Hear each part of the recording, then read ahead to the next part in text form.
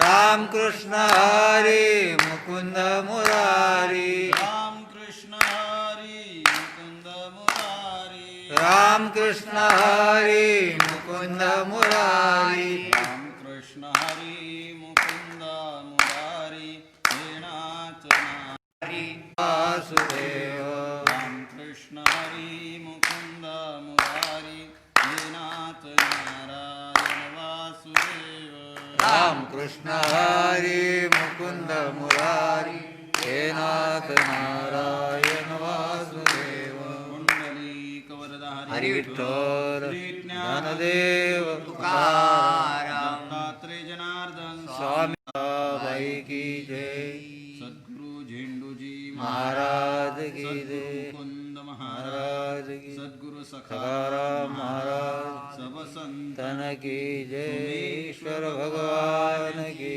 देव सर्व कार्येषु सर्वदा वर्णानाम् अर्थसंघानां रसानां छन्दसामपि मंगलानां च कर्तारो वन्द्यवाणि विनायको जन्मादस्य त्वन्वयादितरतेश्चार्थेष्वभिज्ञस्वराट् श्रीब्रह्महृदाय आमयो यत्र त्रिसर्गो मृषा धीमहि धर्मप्रोज्झितकैतवत्र परमो निर्मत्सराणां सतां वेद्यं वास्तवमत्र वस्तु शिवदं तापत्रयोन्मूलनं श्रीमद्भागवत निगमकल्प पिबत भागवतं रसमालयं मुहुरहो रसिका भुवि भावुकः यं प्रवजन्तमनुपेतमपेतकृत्यं द्वैपायनो विरहकातराजुहाव तं चैव नरोत्तमं देवीं सरस्वतीं व्यासं ततो जयम् उदीरयेत् गुरुर्ब्रह्मा गुरुर्विष्णु गुरुर्देवो महेश्वर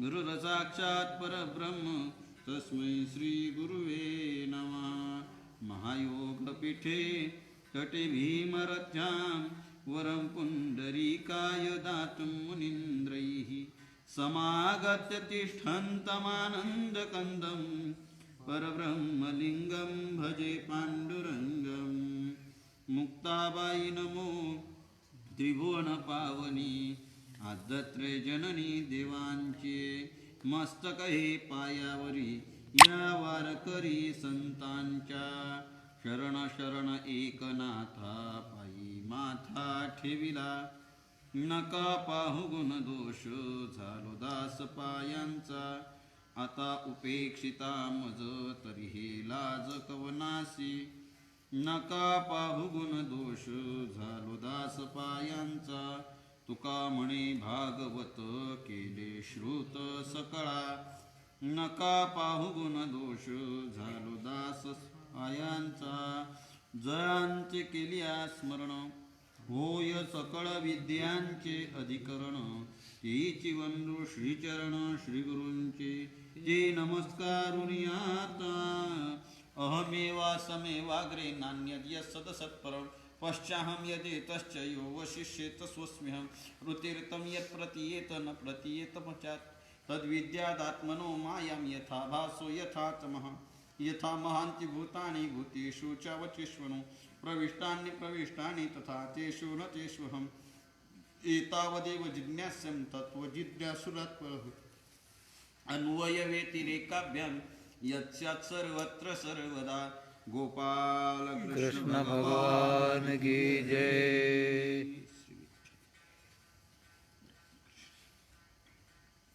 हरि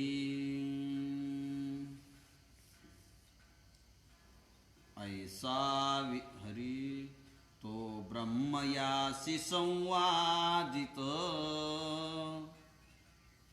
अधिकार्यासी ब्रह्मदेत जग ब्रह्म रूपे देखत या परिविचरत त्रैलोक्य स्वये ऐसा विचरत स्वइच्छेसी आला सरस्वती तीरासी तेथे देखिले श्री व्यासासी निजमानसी व्याकुळ असे ब्रह्म प्राप्ती लागी जाण बैसला तो आसन दृढ करिताई ध्यान निज समाधान न पवेची. ब्रह्मचित्कला विश्वव्यापक आईसाहेब मुक्तांच्या पवित्र अशा समाधीस्थळी चातुर्मास्याच्या निमित्तानं चालू असलेली ही चतुश्लोकी भागवताची प्रवचन चिंतनाची सेवा आज हा आश्विन वद्य एकादशीचा महापर्वाचा आईसाहेब मुक्ताईंचा हा वारीचा सोहळा लॉकडाऊनच्या काळामध्ये का होईना पहिल्यापेक्षा आता चांगला भरायला लागला.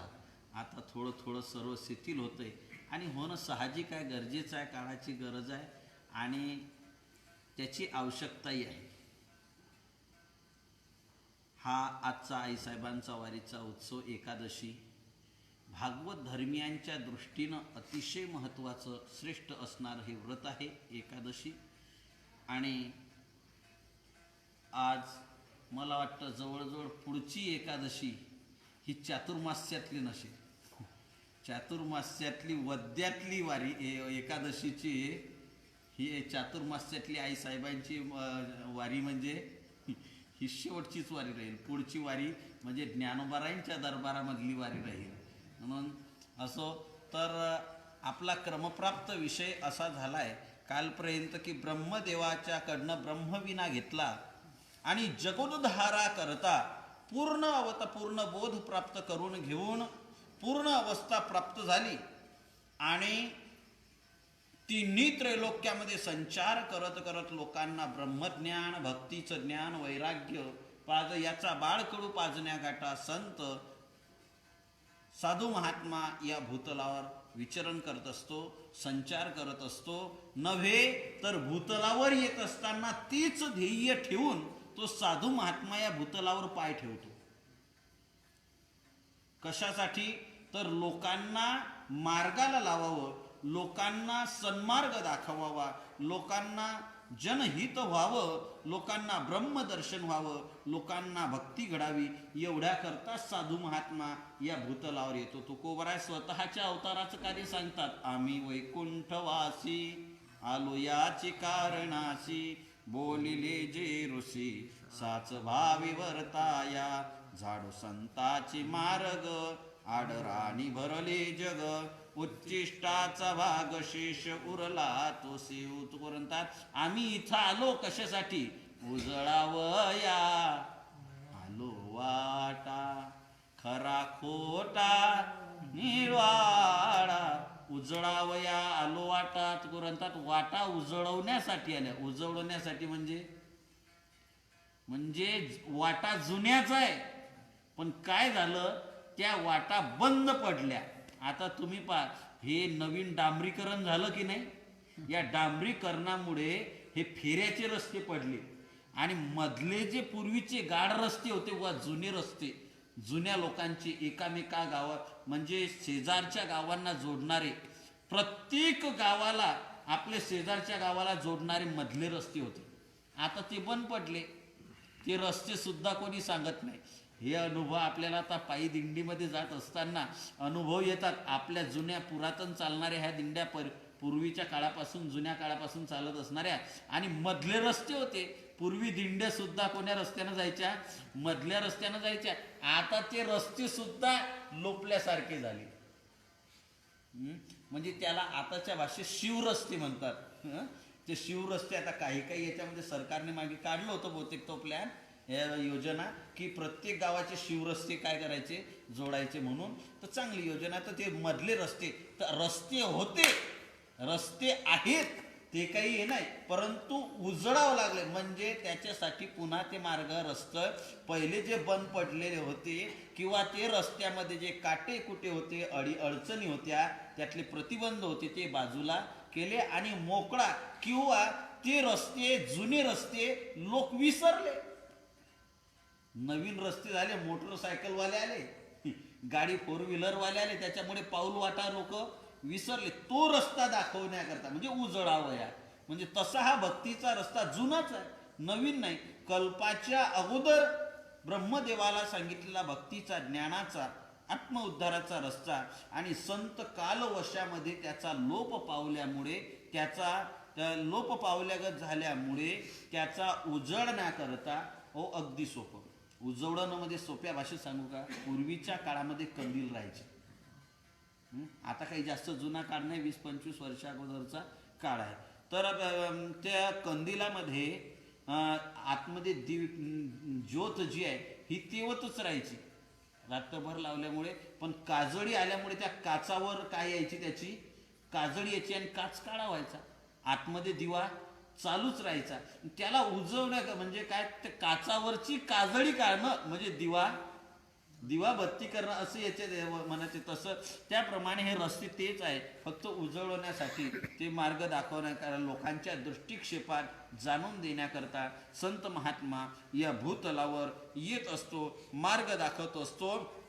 कारण या रस्त्याने ते अनेक संत पूर्वीचे लोक याच रस्त्याने गेले. मार्गी बहुत मार्गी बहुत याची गेले साधू संत, नका जाऊ आडराणी, ऐसे गरज ती पुराणी. तुकोरांचा बाबा याच रस्त्यानं साधू संत, पूर्वी अनेक साधू संत वेद मार्गे मुनी गेले, त्याची मार्गे चालिलो, नकळेची विषय अंधा, म्हणून उघड बोलिलो. हे उघड बोलणं म्हणजे वाट काय आहे, उजळवून आहे. म्हणजे या वाट लोकांना दाखवून आहे.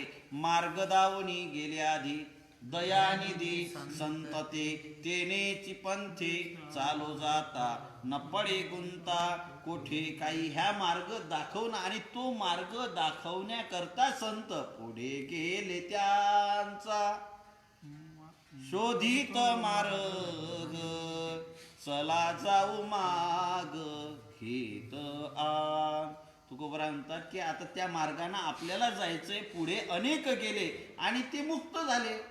पुढे गेले ते निदाय झाले, वानतील त्यांची सीमारे. ते पुढे गेले, मुक्त झाले, पूर्ण अवस्थेला प्राप्त झाले, सुखरूप झाले, आनंदाला प्राप्त झाले. हरिपाठामध्ये प्रमाण आहे, संत आनंदाला प्राप्त झाले. पहा, नाथ महाराजांच्या हरिपाठातला आठवत असेल तर पहा, साधू संत गेले. असं आहे, नुसती हे सुरू करून द्यावं लागते, बरोबर गाडी चालते. साधू संत गेले, राहिले कुठं, आनंदी राहिले, आनंदा स्वरूपामध्ये प्राप्त झाले, आनंद अवस्थेला प्राप्त झाले. आणि तोच आनंद तुम्हा आम्हाला मिळावा. विषयाचं तुच्छ सुख आपल्याला आज सुख वाटते, परंतु परिणामी ते काय आहे, दुःख आहे. कुठलंही सुख पहा तुम्ही, नुसतं डोळ्यानं सतत पाहत राहणे, रूप पाहत राहणे, हे सुद्धा चांगलं आहे. आज आपण विज्ञानाच्या युगात वावरतो. ज्या विज्ञानाने आपल्याला सुख मिळतं त्यातूनच आपल्याला दुःख मिळते, असे परिणाम आपल्याला पाहायला सापडतात. हा मोबाईल आहे, या मोबाईलची स्क्रीन पाहून पाहून आंधळे होण्याची वेळ आली आहे. याचे परिणाम असे झाले, असे पाहायला सापडतात की ज्या मावल्या गर्भवती असताना मोबाईल, टीव्ही जास्त, लॅपटॉप जास्त चालवतात, त्यांच्या मुलांना मला वाटतं शंका येते. आता पुढा प्रश्न असा पडतो की जन्माला येताना चष्मे लावून येतात का, काय सांगा. 2 आणि 3 वर्षाच्या मुलाला चष्मे लावावे लागतात. हे परिणाम काय, हे तिथूनचे परिणाम. पुन्हा लहानपणी सुद्धा याचे डोळे लवकर जातात. याचं कारण काय, रूपा अतिश झाली का माती झाल्याशिवाय राहत नाही. विषयाचं सुख असंच आहे. कुठलाही विषय घ्या, शब्द, स्पर्श, रस, रूप आणि गंध, पंचविषय आहे. या पंचविषयाचं सेवन करत असताना कदाचित आनंद वाटेल. आज मोबाईल, लॅपटॉप, टीव्ही पाहताना आपल्याला चांगलं वाटेल, परंतु परिणाम मात्र त्याचा, ज्ञान जरी झालं तरी इंद्रियावर, शरीरावर त्याचा परिणाम वाईट झाल्याशिवाय राहणार नाही. बुद्धीवर चांगला परिणाम होईल कदाचित थोडा, परंतु प्रायः त्याचा बाहुल्यानं जर विचार केला तर दुष्परिणामच आपल्याला पाहायला सापडतो. कारण विषयाच्या सुखाचीच संगती, समीकरण, विषय आणि सुख हे समीकरणच बसत नाही. याचा सुतराम संबंध नाही. सुखाचा आभास आहे, सेवन करताना आनंद वाटतो. विषेंद्रिय संयोगा यत्तदग्रे मृतोपमम परिणामे विषमिव तत्सुखम राजसम स्मृतम. हे राजसुख आहे. भगवान सांगतात की अर्जुना, हे जे सुख आहे ना, यत अग्रे, हे सुरुवातीला कसं लागतं, अमृतोपमम, अमृतासारखं वाटतं. हो, तुम्ही सांगा ना, आजची एकादशी आहे म्हणा, खव्याचे चालतील ना गुलाबजाम, नुसत्या खव्याचे, काही मिस्टेक नाही ना त्यात, नुसतं खवान गावरान तुपात, साखरही चालते, गावरान तुपा चालते, आणि खवाही चालतो, मिस्टेक नाही, घरचा तयार केला. आणि ते गुलाबजाम केले, किती खाल्ले तर खाताना काय कडू लागतात का? कसे लागतात? गोडच लागतात.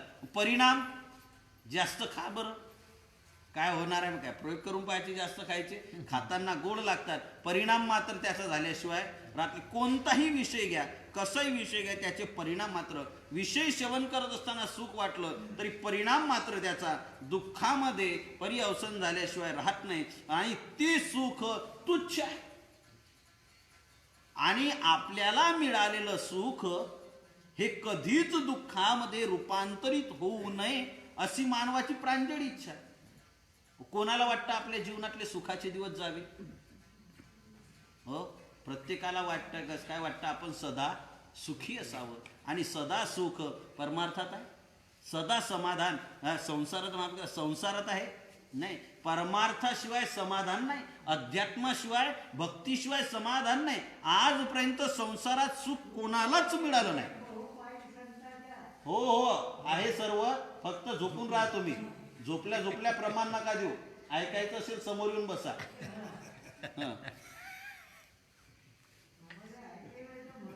बोलू नका, सांगा त्यांना. तुम्ही झोपा, आम्हाला प्रवचन करू द्या. रामकृष्ण. बरं, झोपल्या प्रमाण दिलं, सर्व विसंगत दिलं. संगतीचं तर द्या. विषय काय चालू आहे? संसारात सुख नाही. सुख समाधानानं मिळतं, परमार्थात मिळतं, संसारात सुख नाही, हे विषय द्यायला पाहिजे होतं. प्रमाण आहे का आता? दुःख बांधवळी आहे हा संसार, सुखाचा विचार नाही कोठे.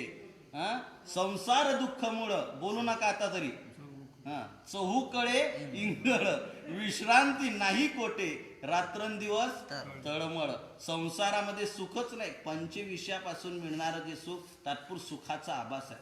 अहो, शास्त्रांनी, उपनिषदांनी सांगितलं, सुख जर पाहिलं तर विषयाचं सुख नाही. येही संस्पर्शजा भोगा दुःख योनय येवते, आद्यंतवंत कौंतेय न तेषु रमते बुधहा.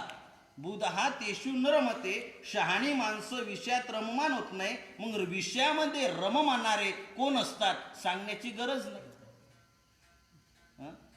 शहाणी माणसं जी आहेत ती विषयात रमत नाही, कारण विषयामध्ये सुख नाही. कारण विषयी सुख आहे, ज्ञानोबा सुंदर चिंतन करतात, विषयी सुख आहे ही बोलण्याची सारखी नव्हे. बोलण्यासारखं सुख नाही, परंतु काय आहे, लोक सेवन करतात, आभास आहे. आणि म्हणून आभासात्मक सुख आहे. आणि ते आभासात्मक सुख संसारामध्ये आपल्याला कारणीभूत याच्यामध्ये आहे, आभास आहे. म्हणून संतांनी कळालं, हे सुख तुच्छ असल्यामुळे, पुन्हा नाशवान असल्यामुळे, एकतर विषय तरी नाशेल, ऐका, विषय तरी नष्ट होईल, किंवा विषय सेवन करणार तरी नष्ट होईल, किंवा विषयातलं सुख तर ते नष्ट होणारच आहे. अशा प्रकारचं हे सुख नाशिवंत असणार. परंतु सर्वांना सुखाची अपेक्षा आहे. मज लागी दुःख व्हावे, ऐसे कोणी भावे न जीवे. मला दुःख व्हावं असं कोणाला वाटत नाही. बरं, सुख व्हावं तेही कसं वाटतं? अगदी सोपं. एखादा मनुष्य नोकरीला लागला, नोकरीला लागल्यानंतर त्याला नोकरी कशी पाहिजे? परमनंट पाहिजे का कशी पाहिजे?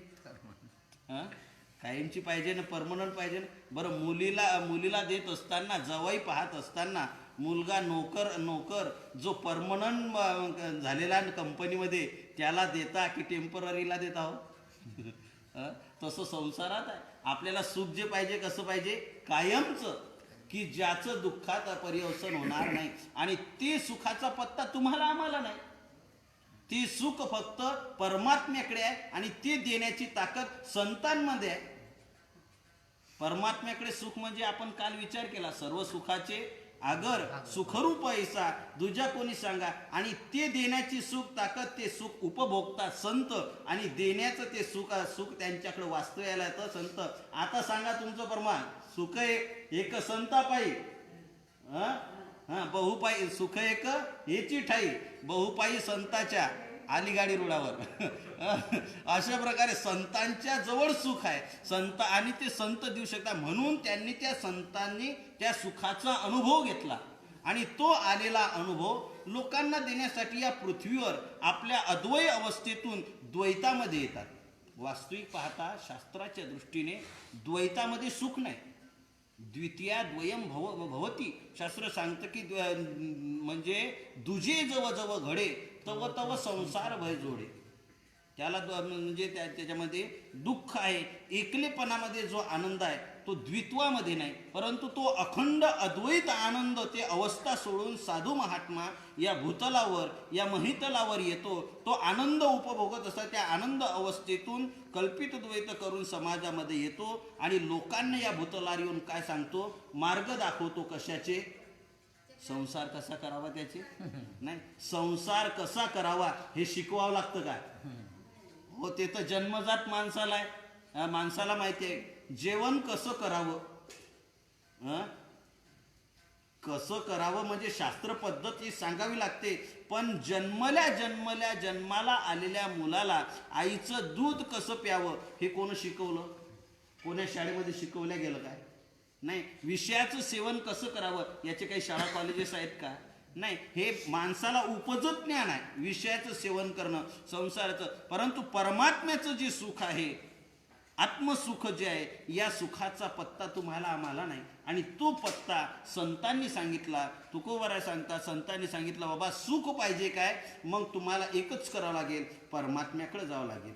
आणि ते सांगण्यासाठी संत इथं येत असतात. बाबा सुखाचं जर पाहिजे असेल तर संत आणि परमात्मा याच्याशिवाय आपल्याला सुख कोणी देऊ शकत नाही. सुखाला गिजरी तू करशी तळमळ, तरी तो पंढरीसी जाय एक वेळ, मग तू अवघाची सुखरूप होसी जन्मोजन्मी रसी. तुकोबारा अनुभव सांगतात. तुका म्हणे त्याचे पाहिल्या पाय मग दुःख जाय सर्व माझे, तुझ पाहता विठ्ठला देहभाव हारपला, परमावे मन तुमचे चरण देखलिया, भाग गेला शीन गेला अवघा झाला आनंद. आनंद आहे परमात्म्याच्या दर्शनामध्ये, संतांच्या जवळ आनंद आहे.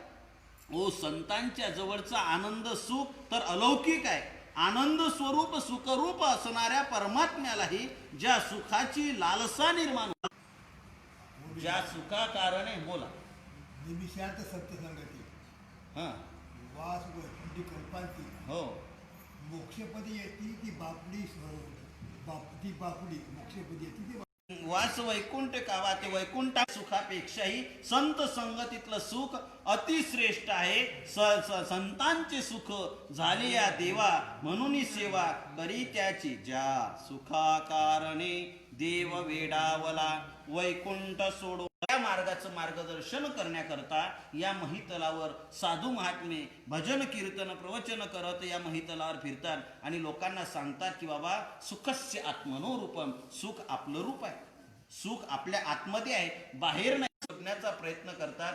ओ वैकुंठवासी गुरुवर्य भाऊसाहेब यादव महाराज दृष्टांत नेहमी सांगायचे. न्हाव्याचा उकिरडा आहे, न्हाव्याचा उकिरडा उकिरल्यानंतर नाही सापडून नेलं तर उवा सापडतील वा, याच्यापेक्षा दुसरं काही सापडणार आहे का? तसा हा संसार दुःख बांधवडी आहे. हा संसार याचा बांधाच दुःखाचा आहे. तर याच्या सुख भ्रमित होऊ नका. आत्म्याच्या मध्ये सुख आहे, त्या आत्म्याचं कोणी देऊ शकत नाही. तुकोबरायचा सुंदर माणसाच्या डोळ्यामध्ये झणझणीत अंजन घालणारा तुकोबरायचा अभंग आहे, चिंतनीय आहे. तसे संतांचे अभंग सर्वच चिंतनीय आहे. तुकोबराय म्हणतात की त्याच्याशिवाय सुख नाही. आपुला तो एक देव करुणी घ्यावा, तिने विन जीवा सुख, आणि त्याच्याशिवाय सुख आपल्याला दुसरं कोणी देऊ शकत नाही, दुसरीकडे सुख नाही. आणि तो मार्ग दाखवण्यासाठी संत महात्मे या भूतलावर अवतीर्ण होता. सांगावं लागते तापीचं तीर कुठं आहे, तापी आहे तिथं, पूर्णेचं पूर्ण आहे तिथं, नळगंगा जिथं, जे नदी जिथं आहे तिथं तीर आहे. पण विशेष त्या तीराचा विषय उल्लेख आहे, काही ठिकाणी विशेष त्याचा उल्लेख असतो. तापी तीर म्हटलं की मुक्ताईच आपल्याला आठवली पाहिजे, कोथळीच डोळ्यासमोर आली पाहिजे. तापीचं तीर आहे, कारण हे दर्शन आपल्याला मुक्ताईचं म्हणजे का. पुराणामध्ये तापी मातेचं वर्णन आहे, पण कलियुगामध्ये विशेष तापीच्या तीराला महत्व प्राप्त झालं. विशेष तापीचा उल्लेख केला जातो.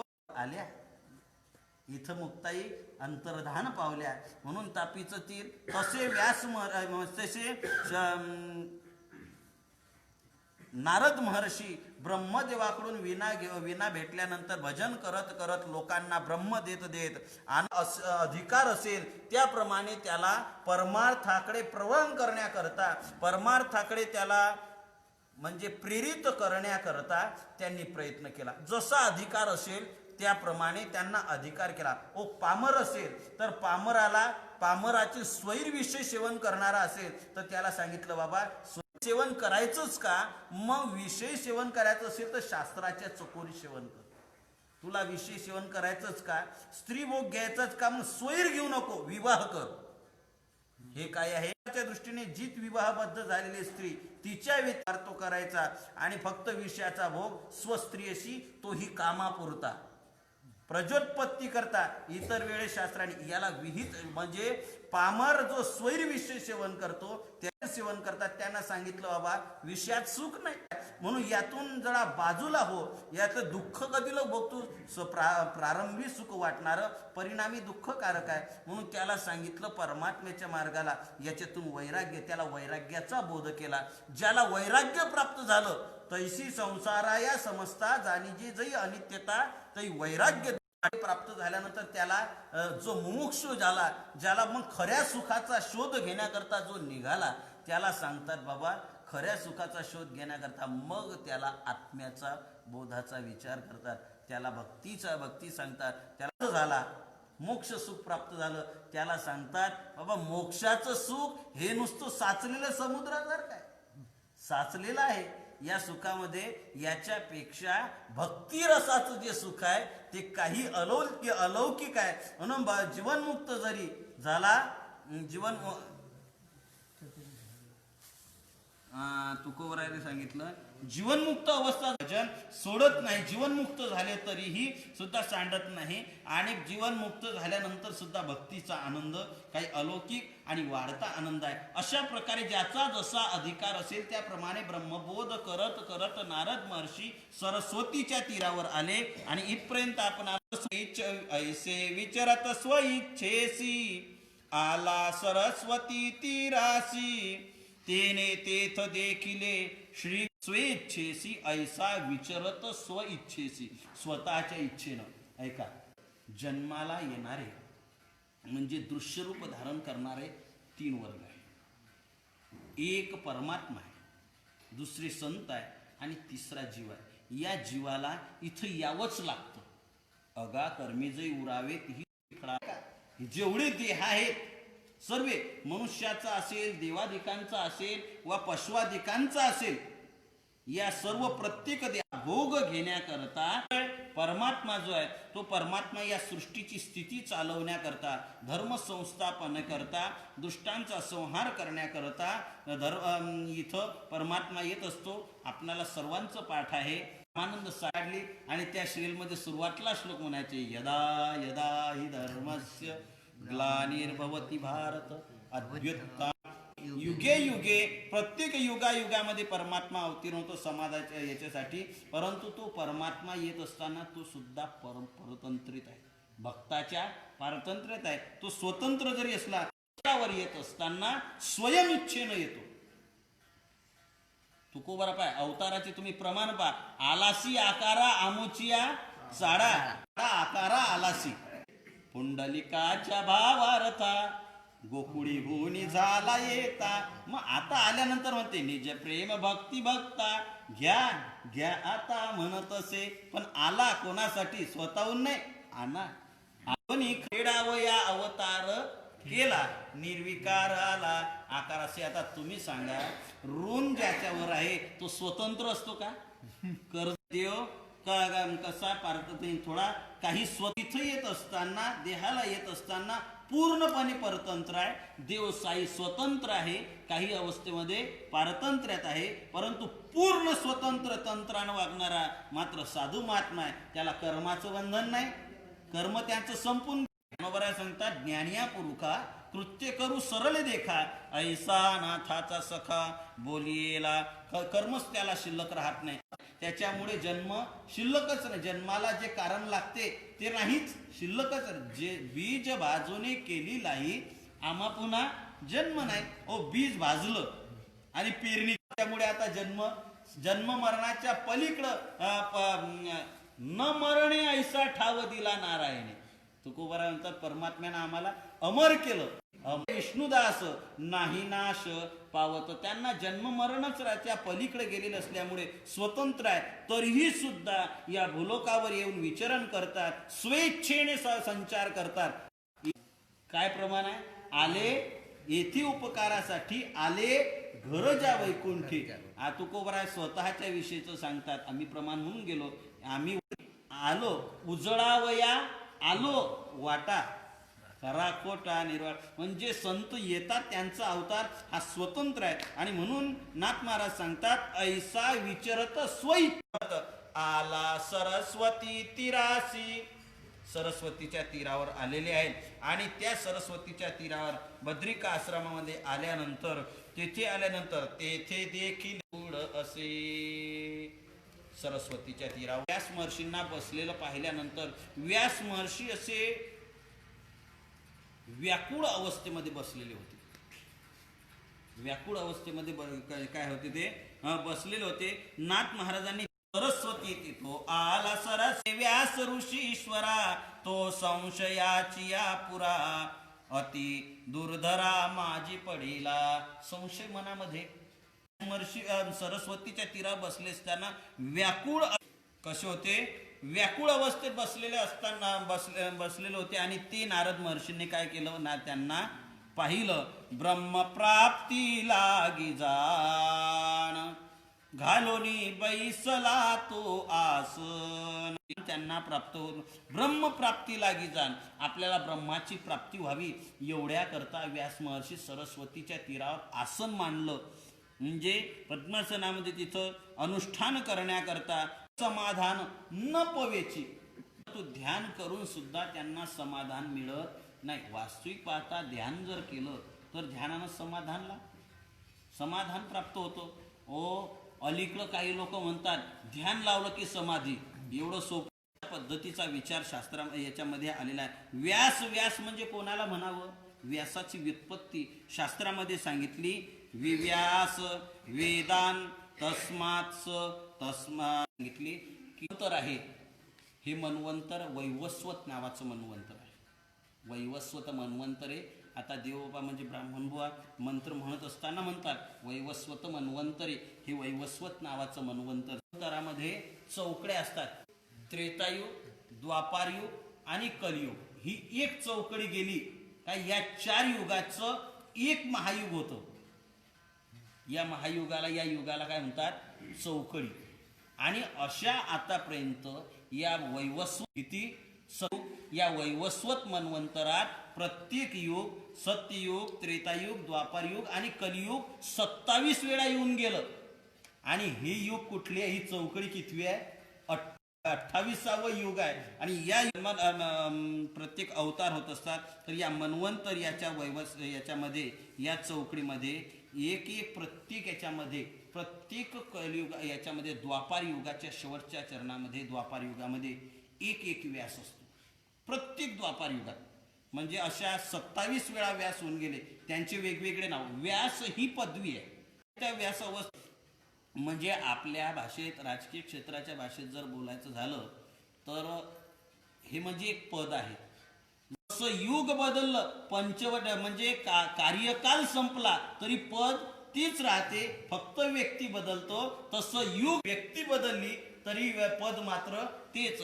त्याच व्यासपदास 28व्या युगामध्ये याच्यात चालत असलेला हे जे 28वं युग आहे, या चौकडी म्हणल्या 28 याच्यामध्ये कृष्णद्वैपायन नावाचे जे आहेत, हा 28वे व्यास झाले. आणि या व्यास महर्षींनी या युगामध्ये आयुष्य कमी झालं आणि मग असा विचार करून अनंत माणसाच्या कल्याणाकरता भगवंताने प्रगट केलेला जो वेद आहे तो अनंत आहे. वेदाचं वर्णन सांगितलं, अनंत वै वेद. आयुष्य कमी असलेल्या माणसाला एवढ्या मोठ्या वेदाचं चिंतन करणं शक्य नाही. एवढ्या या वेदरूपी जो वृक्ष होता, या वेदरूपी वृक्षाच्या 4 शाखा केल्या. म्हणजे याचं काय केलं, विभाजन केलं आणि त्याच्या शाखा केल्याने व्यासांचा असा प्रकारचा फार मोठा अधिकार व्यासांचा.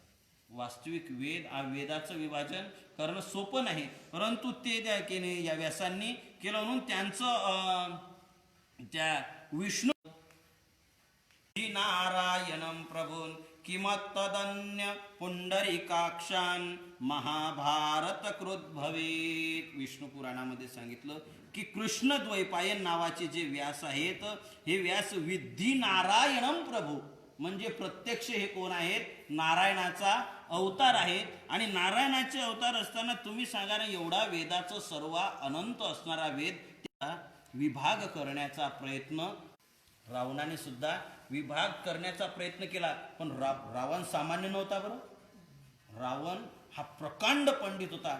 असे अजून सुद्धा रावणाच्या वेदावर भाष्य आहेत, काही उपलब्ध आहेत, काही काळाच्या ओघामध्ये लुप्त झाले. विचार आल्यानंतर आपण त्याचं चिंतन करून व्यास महर्षींनी त्याचं वेद केलं. आणि तो वेद जो आहे हा विशिष्ट लोकांसाठी, फक्त द्विजांनाच त्याचा अधिकार आहे. आता इथं मात्र अलीकडचे विचारवंत फार मोठा धोका खातात. ते म्हणतात द्विजांना म्हणजे ब्राह्मणांनाच का अधिकार, तुम्ही कलेक्टर एकाला सिलेक्ट का करतात, कोणालाही कलेक्टर का बनवत नाही, त्याची पात्रता लागते ना. तसं वेदाचं ज्ञान कळण्याकरता बुद्धीला, बाळवाडीतल्या मुलाला तुम्ही 12वीचं पुस्तक तेवढी आहे का, नाही. त्याकरता बुद्धी शुद्ध लागते. आचार वेगळा आहे, परंतु किती झालं तरी ब्राह्मण कुलामध्ये जन्माला आलेला काळाचा ओघा, याच्यामध्ये आपल्या समोर दिसणारं काही चित्र जरी सोडलं तरी आपल्यापर्यंत आज ज्ञान टिकवून ठेवलं ते द्विजांनीच. आजपर्यंत आपल्यापर्यंत वेद जशीचे तसे ठेवले. आपल्याला वाचता येईल कदाचित, अर्थ नाही कळणार. अर्थ ब्रह्मदेवाला कळाला नाही तर भगवान सांगतात, नाथ महाराजांनी सांगितलं की भगवान स्वतः यथार्थ अर्थ मीच करू शकतो, दुसरा कोणी यथार्थ करू शकत नाही. बाकीच्यांना काय करणार, म्हणून ती धारणा शक्ती त्यांच्यामध्ये असल्यामुळे तो फक्त द्विजांच्याच हाती लागला. म्हणजे उपनयन संस्कार केल्यानंतर अध्ययन होत नाही आणि त्याचं सार सर्वांना, त्यातल्या ज्ञानाने प्रत्येकाचा उद्धार होणार आहे. आणि आपल्या स्वरूपाचं ज्ञान करून घेण्याचा अधिकार जो मनुष्य म्हणून जन्माला करून घेण्याचा, ती जाणीव करून देण्याकरता, ते ज्ञान वेदात असलं तरी ते ज्ञान उघड करण्याकरता आता ज्यांचे उपनयन संस्कार झाले 3 वर्णांना फक्त त्याचा अधिकार आहे. मग बाकीच्या लोकांना, यांनाही तर सुखाची अपेक्षा आहे, यांनाही तर आत्मदर्शनाची. या 4ही वेदाचं सार काढलं, मंथन केलं आणि मंथन करून सार केलं ते महाभारत. 1.25 लाख श्लोक व्यास महर्षींनी महाभारतात टाकले. आणि एवढं मोठं कार्य सामान्य माणसाला करता येतं का? उजळणीचे पुस्तकं जुने आपल्याला पाठ करायला, ह्याचं घुसडण करून लोणी काढणं सर्व मावल्यांना जमते का? जाणीवेच्या आयनी ज्ञानोबा करिता दुधे कळसणी, म्हणजे जी पाणी केव्हा टाकायचं याचंही तंत्र आहे. याचंही हे काढणार, हे कळणं फक्त एकच करू शकतो आणि ते फक्त भगवान परमात्मा. आणि म्हणून व्यास महर्षींनी एवढा जो विचार हे केलं, म्हणून त्यांच्याशिवाय दुसरं कोणी करू शकत नाही. भगवंताशिवाय तोच परमात्मा या व्यासांच्या रूपाने प्रगट झाला. प्रत्यक्ष नारायण 100% चुकीचा आहे, 100% चुकीचा आहे. सर्वच सर्व व्यास महर्षींनी अगोदरच सांगितलेलं आहे. वेदामध्ये काय नाही, महाभारतात काय नाही, ज्ञान ते नोहे लोकीतीही या लागी त्रय. हे जग जे आहे सर्व व्यासांचं उष्ट खाणार आहे. जेवढे ज्ञान म्हणजे अलीकडच्या शुद्ध मराठीत बोलायचं झालं तर टेक्नॉलॉजी, जेवढ्या टेक्नॉलॉजी आहेत ह्या सर्वच्या सर्व महाभारतात आहे. पण दुर्दैव आहे, अतिपरिचयात अवज्ञा भवती सतत गमनात अनादरो भवती. अतिपरिचयातला मनुष्य मोठा असला तरी नेहमीच आहे ये रे बैस. त्याने एखाद्या वेळेस सांगितलं, हिताचं सांगितलं तरी सतत सहवास आहे. मग आपल्याला आपलेच संस्कृतीचे गोडवे आपण खूप गायले आतापर्यंत, आपल्या संस्कृतीचे गोडवे खूप गायले, परंतु खरा विचार आपल्या देशातले वेद पाठक बाहेर देशात नेले, विदेशात नेले, त्यांनी चिंतन करून तिकडे शोध लावले. हे म्हणतात 1818 साली आणि अमुक साली याने शोध लावला डोंबलयाचं. इथलंच तर चोरून नेलं सर्व. महाभारतात सर्व आम्ही शाळेत असताना शिकलो, पण मी नाही घेऊ इच्छित. आज आपण परराष्ट्रातला, परदेशातला, दूर देशातला मनुष्य आपण समोर प्रत्यक्ष पाहू शकतो आणि समोरासमोर संवाद साधू शकतो. हे केव्हा आहे? आता आहे. पण मोबाईल नसला तर आपण परदेशातल्या माणसाशी बोलू शकतो का? पाहू शकतो का? आपल्याला जड उपकरणाची आवश्यकता आहे. कुरुक्षेत्रावर भगवान गोपाल कृष्णाने अर्जुनाला गीता सांगितली. कुरुक्षेत्रावर बसून धृतराष्ट्राला संजय तिथं बसून सर्व ऐकतो आणि सांगतो. कुठली वायरलेस केलेली होती? कुठली वायरिंग केलेली होती? कुठला मोबाईल होता की टीव्हीचा स्क्रीन लावलेला होता? नाही. एवढं प्रगत विज्ञान भारत संस्कृतीतलं आहे, परंतु आम्ही त्याचा विचार करत नाही. म्हणून विमान असेल, एवढा प्रगल्भ विज्ञान आहे. रावणाचं विमान होतं ना, ते विमान इच्छा केली. आता समजा आपल्याला आता परदेशात जायचंय किंवा कशाला मुंबईला जायचंय, दिल्लीत कोरोनाचं वातावरण कसं काय चालू आहे आपल्याला पाहायला जायचंय, लगेच विमान हजर. बसले की चल चलो दिल्ली, लगेच मनात संकल्प केला की दिल्लीला जायचं. म्हणजे असे विमान. आणि पुन्हा 5 जणांचं झालं, पण वेळेवर 4-5 जण अजून वाढले. जर तुम्ही 11 माणसं 15 झाले नाही, परंतु हे विमान असे होते संकल्प 15 आणि 20 लोकांचं लगेच मोठं व्हायचं. अजून झालं विज्ञान एवढं प्रगत. खेळतंय काय करतंय? पाळण्यात खेळतंय. ते म्हणत होते विज्ञान एवढं प्रगत होईल की माणसं, ते विनोदानं सांगायचे, त्यांचे शब्द आहेत, माफ करा, दिली का मनुष्य आकाशात उडेल. आणि होतंय ना आज. रॉकेटनं, यानानं अंतराळात जाणं म्हणजे काय? हे तेच आहे ना. आणि असे म्हणजे एवढं प्रगत याच्यात मला काय सांगायचंय, हे सर्व ज्ञान कुठं आहे? आपण एवढं लांबत गेलो म्हणजे विषय संगती झाली. महाभारतात सांगितलेलं आहे. त्याचे प्रयोगात्मक विचार चिकित्सक बुद्धीनं त्याचा विचार करण्याची गरज आहे. आणि हे काम जर कोणी केलं असेल तर व्यासांनी केलं. आणि ते व्यास म्हणजे सामान्य नव्हते. भगवंताच्या नारायणाचा ती लागी जाण घालून बैसला निज समाधान न पवेची. परमात्म्याचं ध्यान करायला लागले, परंतु त्यांना सुद्धा समाधान प्राप्त झालं नाही. मग काय त्यांचं पूर्ण आता व्यासांचं अजून चिंतन केलेलं आहे. वर्णन नाथ महाराज करतात. श्री व्यासे स्वये आपण विभाग विवेचन इतिहास सुलक्षण. व्यासे केली व्यास महर्षींनी वेदाचे 4 विभाग केले. शाखा प्रशाखेने त्याचे पुन्हा त्याच्यामध्ये विस्तार होत गेला. याच्यामध्ये श्रुतीमध्ये त्याचा विचार होत गेला. अशा प्रकारे वेद विभागी राजहंस जो का कृष्ण द्वैपायन व्यास तो म्हणे ऋषिकेश निवडोन राधे द्विजास दिधले वेद. त्यांनी वेद जे आहेत हे ब्राह्मणांच्या हाती दिले आणि सर्वांकरता महाभारत उद्धवाला अनेक विभूती सांगितल्या. त्यामध्ये व्यास ही माझी एक विभूती आहे म्हणून ते विभाजन करू शकले. असा भगवंताने भारतादी 18 पुराणं सांगितले. त्याच्यामध्ये सुद्धा शास्त्रकाराने 18 पुराणं सांगत असताना उपपुराणं सुद्धा सांगितले. या 18 पुराणांचा आपण त्या दिवशी विचार केला की श्रीमद भागवत पुराण जे आहे हे 18 पुराणांपैकी महापुराण आहे. तर पुराण 5 लक्षणांनी युक्त जे आहे त्याला उपपुराण म्हणतात. अशा प्रकारचे उपपुराण सुद्धा केले. 27 हे 18 पुराणं कोणती आहेत याच्याकरता विद्वानांनी याच्यामध्ये त्याची एक युक्ती सांगितली. याला अभ्यास करायचा खुबीनं अभ्यास करणं म्हणतात. लक्षात ठेवायचं असेल तर त्याच्याकरता त्यातल्या खुब्या असतात आणि त्या खुबीनं असे याच्यातला विचार सांगितला. 18 पुराणांची नावं लक्षात कसे ठेवायचे संपूर्ण सांगतोच मी. आणले त्याची थोडी किंचित, कारण एवढे मागे पुढे होऊ नये म्हणून कॉपी करून आणली. म्हणजे 18 पुराणं सांगितले, त्याची लक्षणं सांगितले. मद्वयं चैव लिंग कुस्काणे पुराणानी पृथक पृथक झाली. 18 पुराणाची नावं सांगितली. मद्वयम, भद्वयम, ब्रत्रयम, ब्र शब्दापासून अक्षरापासून सुरुवात होणारे 3 पुराण आहेत. अशा व पासून सुरुवात होणारे 4 सांगितले. असा पुराण. आता एवढा चिंतन याचे केल्यापेक्षा काय श्लोकाचा भाव आहे आपल्या लक्षात आला. आता पूर्ण 18 पुराण सांगतो. मोजा.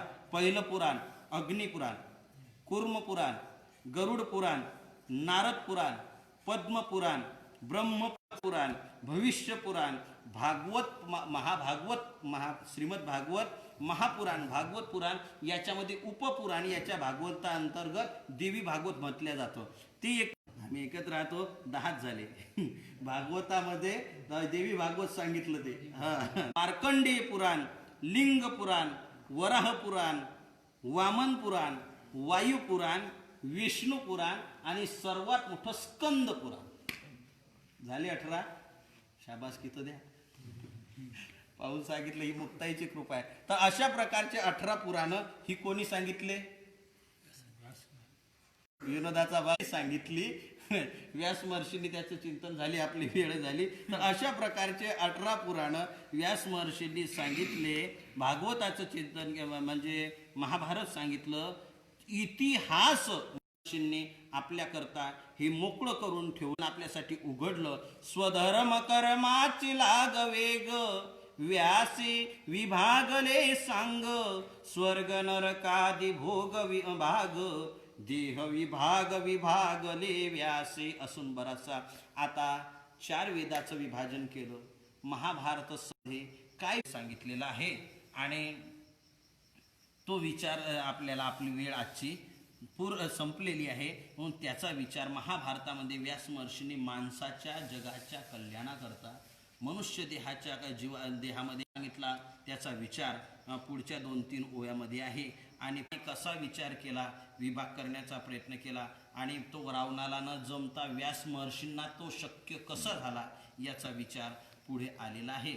मला आज 10 ओव्या घ्यायच्या होत्या, परंतु आपली इच्छा असली तरी आईसाहेबांची त्यांनी आपण पुढे जाऊ शकत नाही. जाण्याचा सुद्धा प्रयत्न करू नाही. पुढे व्यास महर्षींनी जो महाभारत आणि 18 पुराणामध्ये विचार सांगितला आहे त्याचा सूत्रात्मक विचार पुढे सांगितलेला आहे. त्याचा विचार आपण उद्याच्या दिवशी करणार आहोत. आजची वेळ आपली समाप्त झालेली आहे.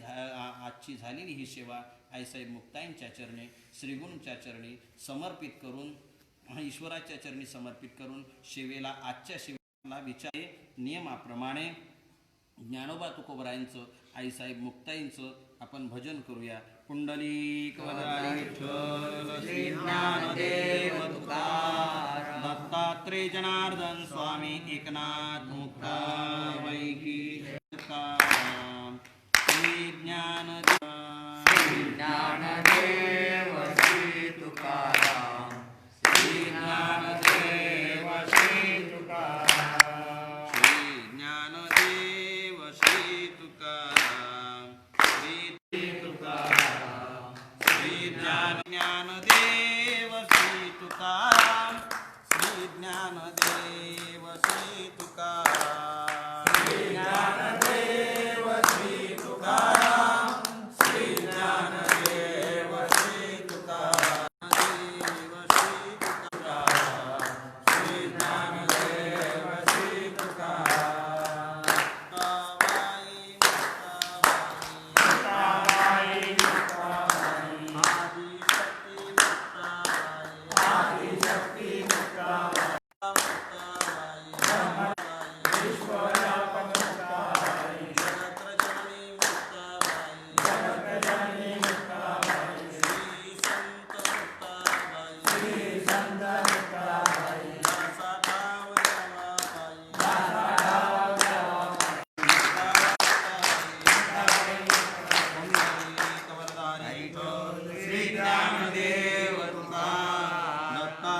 जनार्दन स्वामी एकनाथ मुक्ताज जगद्गुरु तुकाराम महाराज की जय सद्गुरु झेंडूजी महाराज सद्गुरु मुकुंद महाराज सद्गुरु सखाराम महाराज सब संतन